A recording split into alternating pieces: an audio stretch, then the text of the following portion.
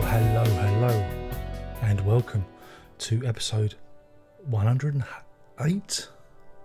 Is that right? Of Prog Review. Are you ready?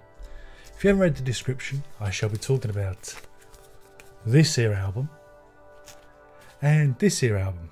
Well, it's the same album. Yes, it is. Yes, and it's Relayer. Yes. Relayer. 1974. Relayer. Their band's seventh studio album.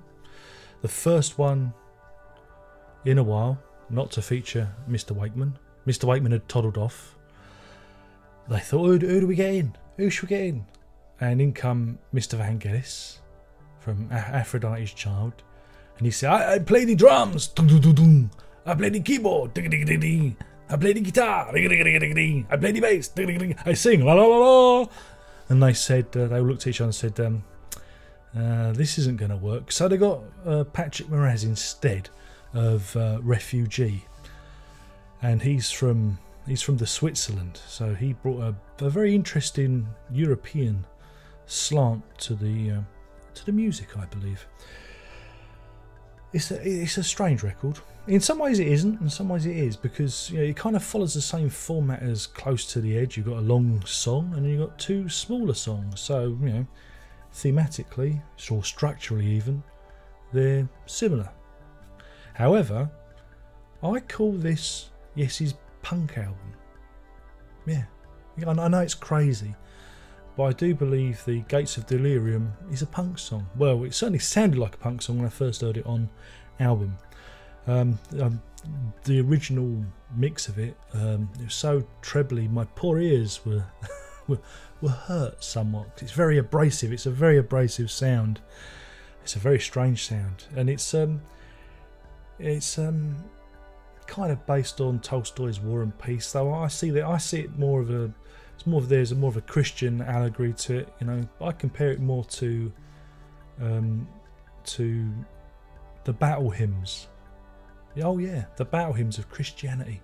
In fact, when I was a pretentious teenager and I was doing my A-levels in English, I wrote some thesis talking about the parallels that are drawn between the battle hymns of Christianity and the Salvation Army and songs by Yes, Gates of Delirium, Genesis, the Ninth, and various imagery that both bands use within their songs, very much from a Christian perspective. And this is from an old atheist like me, eh? But no, I think because these guys sung those songs when they were at school, it kind of dribbled into their psyche and came out in the music. So yeah, Gates of Delirium, it's divided into three parts: Prelude, the Battle, and Soon. It is an assault. It really is. I see it as Yes's most aggressive piece.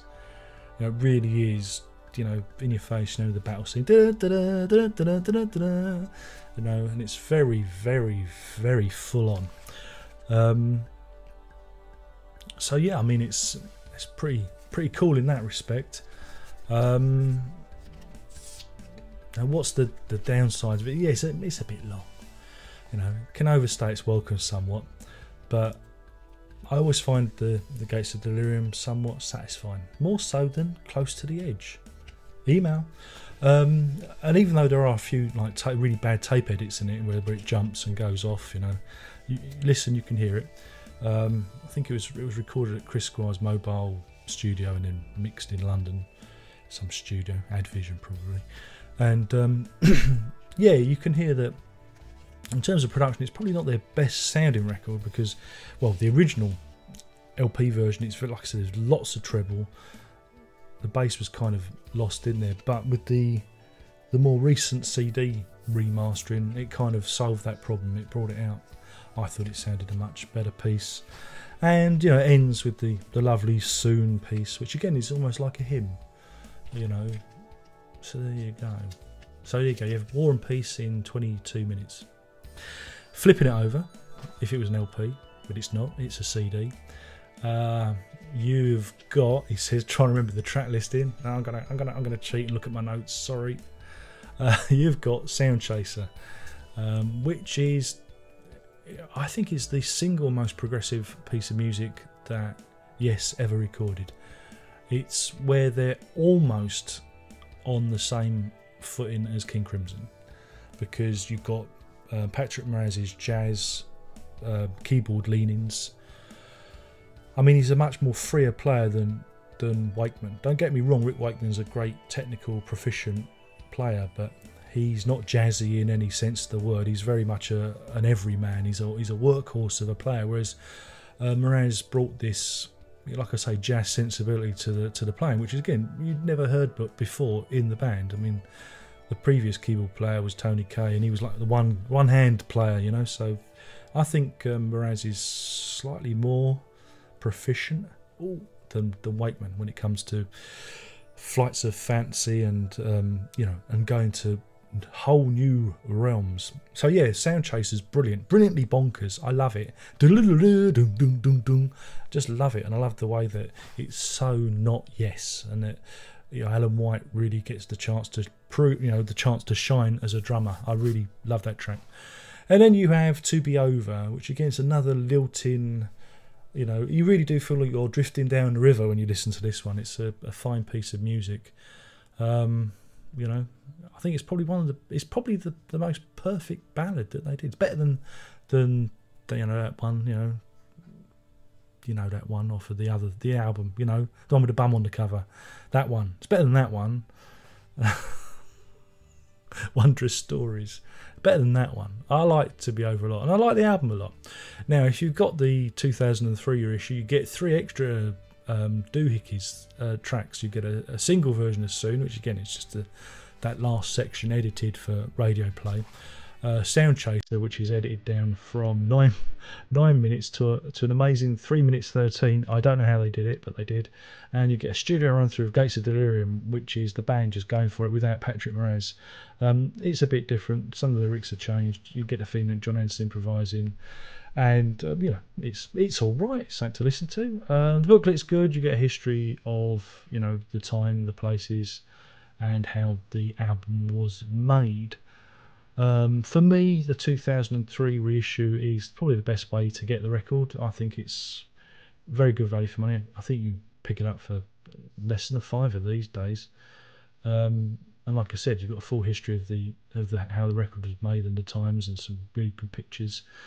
And you get the record sounding at its best. So there you have it. Now I've got to give it a rating. Oh dear, it's easy. It's an easy one, because you do remember that, you do realise that Relay comes from